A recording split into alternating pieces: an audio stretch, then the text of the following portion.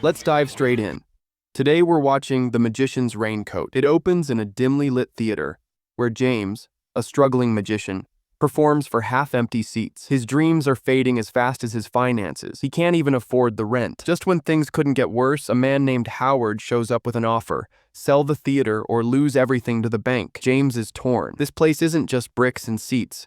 It's his life. Desperate but determined, he pleads for one last shot, one final show to save it all. Howard hesitates, then agrees. Tonight is James's last chance to pull off a miracle. Howard lays down the final condition. If tonight's show is a hit, I'll believe you can repay the bank. But if it flops, you'll have no choice but to sell me this theater. James agrees, heart pounding. The curtain rises for his most important performance ever. The theater is packed tonight. Finally, a glimmer of hope. James pours his soul into every trick, desperate to win the crowd and save his dream. Then, he invites a young woman named Julia from the audience. As she steps on stage, James notices a dazzling brooch on her coat.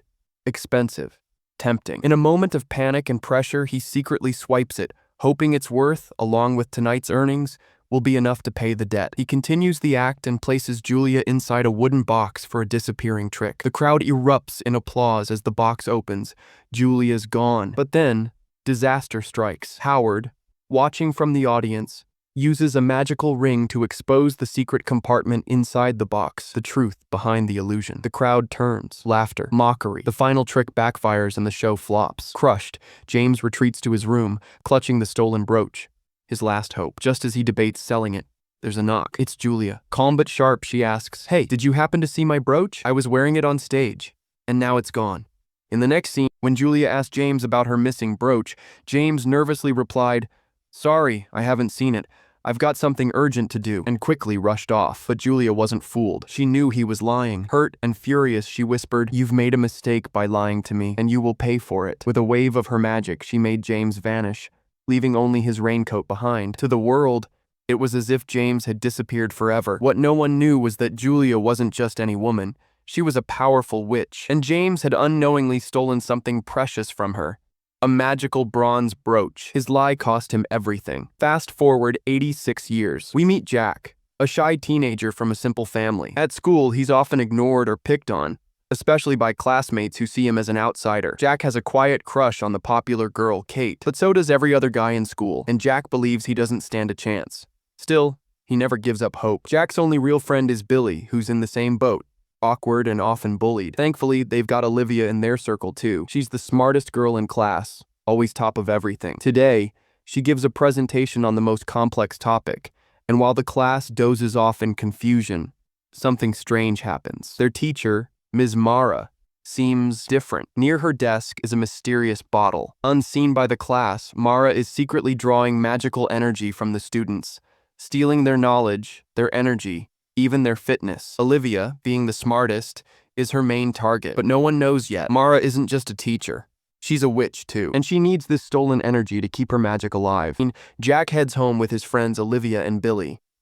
But something feels off. His mom, Mary, pulls him aside and says, "Jack, you need to stay at your grandma's place for a few days. Something's come up. I can't explain everything now," but Jack already senses the truth. Ever since his father passed, Mary's been struggling to pay the loan on their house. She's doing everything she can to keep the home from being taken by the bank. It's the only piece of her husband she has left. Overwhelmed and out of options, she sends Jack away, hoping he might find a way to help from there. So Jack, along with Olivia and Billy, heads to his grandma's old house. And honestly, it's an adventure. The kind of fun only a grandma's place can offer, filled with mystery and childhood wonder. While exploring every corner, they stumble into the attic. And there, hidden among the dust and cobwebs, are boxes full of strange, magical-looking costumes. Turns out, the costumes Jack and his friends found actually belonged to a magician. Yes, the same James we saw earlier. Jack's grandmother had bought them years ago at an old auction. Among them was the mysterious raincoat James was wearing the day he vanished during a magic act gone wrong. Curious and playful, Jack puts on the raincoat while his friends pick other costumes. But when Jack ties the attached rope, just to keep it from slipping, something unbelievable happens. In an instant, Jack transforms into James. His voice, face, everything changes. Olivia and Billy are terrified and run, not recognizing him at all. "Guys, what's wrong?" Jack yells. "It's me, Jack!" But then he catches his reflection. and is stunned. He doesn't see himself. He sees James. Panicked, Jack removes the coat, and just like that, he's back to normal. They try it again. Each time someone wears the coat, they turn into James. Take it off, and they return to their real selves. That's when they realize James didn't vanish. He was trapped inside his own raincoat by Julia's magic. Now more intrigued than ever, the trio examines the coat and finds James's name stitched inside. A quick search reveals he disappeared 866 years ago, and his theater has been abandoned ever since. Jack gets an idea. What if we go to that theater? Maybe there are more magical costumes like this. Excited and nervous, the three set off, and to their surprise, the theater is closer than they ever imagined. As Jack and his friends reach the old theater, something strange catches his eye. A mysterious creature lurking in the shadows. Before he can make sense of it, the scene shifts to a dark realm where Mara, a powerful sorceress, senses the presence of the Raincoat. It's them, she whispers with a sinister smile. The kids have James's raincoat. She's been searching for it for 86 years, and now her dream is within reach. She immediately commands her creature, find out where those kids live. I want that raincoat, no matter what. Back with the kids, Billy is wearing the coat, pretending to be James. Suddenly, they hear a voice. James himself, speaking through water on the floor. It's magical. He's been trapped in the raincoat for 866 years, and only Julia, the magician who cursed him, can set him free. Before James can say more, a janitor unknowingly wipes away the water, and James vanishes again. Now the kids know their mission, find Julia. But there's a big problem. If she cast that spell centuries ago, is she even still alive? Meanwhile, Mara is thrilled. She reveals her true motive. The raincoat holds the magic she needs to restore her youth. But tonight is her last chance. If she doesn't get it, she'll age like a normal human and eventually die. She's desperate. Using her crystal ball, Mara locates the raincoat back at Jack's grandmother's house. She sends a crow, possessed with dark magic, to steal it. The crow finds it, but the kids fight back and barely recover the coat in time. Furious, Mara orders her creature, bring me that raincoat, no matter what it takes. At the same time, outside Mary's house, a new figure appears. Magician Howard, and he's come to claim the raincoat for himself. Howard, the shady magician, pays a hefty bribe to a lawyer and gets a fake notice made, claiming today is the final day for Mary to vacate her house or it'll be sealed. Just like James's theater, Howard wants to take over Mary's house too. But why?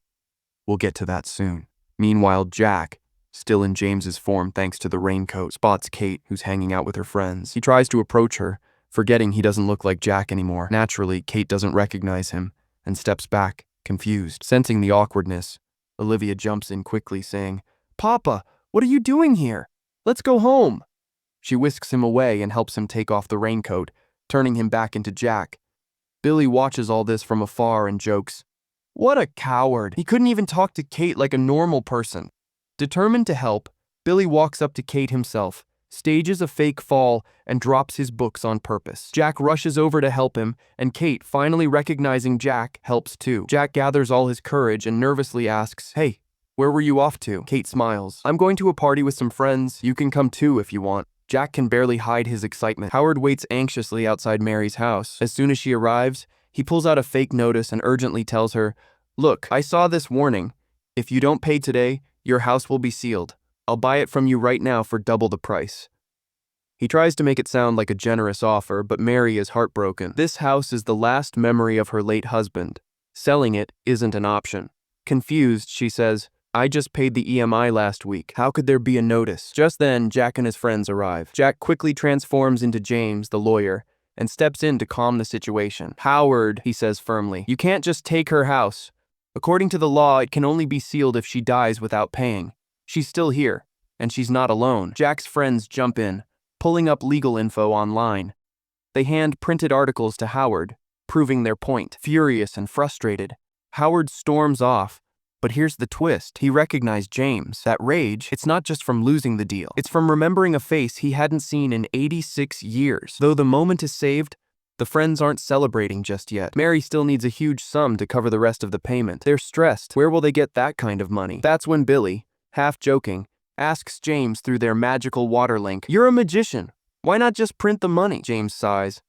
"I'm a magician, Not a bank. If I could fix this with magic, I would. I'm just as stuck as you. The kids are shaken when they're told to find Julia at any cost. Determined, they dive deep into the internet, piecing together every bit of information they can find. After a long search, they discover Julia lives nearby. Excited, they rush to her house, but before they get there, one of Mara's creatures spots them and alerts her. Using her portal magic, Mara appears before them, her eyes locked on the enchanted raincoat. She attacks, trying to snatch it from the children. They fight back with all their strength, but how could they possibly overpower a powerful witch? Mara eventually overpowers them, steals the raincoat, and vanishes. Barada tries to investigate the coat, but Julia's spell still protects it.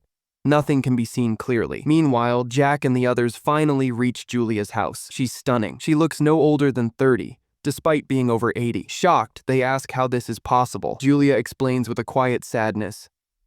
I use magic to control my age, but staying young forever? It's a curse. I've watched my loved ones grow old and die while I stayed the same. She already knows why they've come. James sent them. With a heavy heart, she confesses, I've spent 86 years regretting what I did to him. I tried everything to reverse the spell, but it couldn't be undone.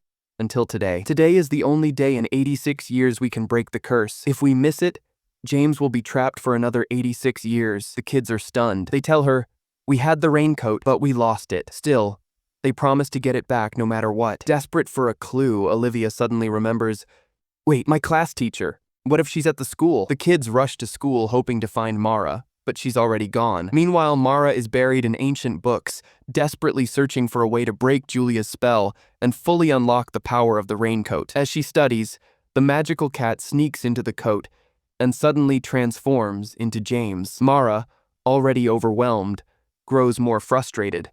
One problem after another, she mutters. But before she can act, James, in cat form, jumps onto the table, scattering cube-shaped objects that open portals all around the room. One of the portals leads straight to the school, and James the cat slips through it. Back at the school, the kids are shocked to see James appear out of nowhere, but quickly they realize it's the cat trapped in the enchanted raincoat. They manage to take the coat off the cat, but just then, another portal starts forming. Mara is coming. Jack turns to Billy and Olivia. Take the raincoat and go to Julia.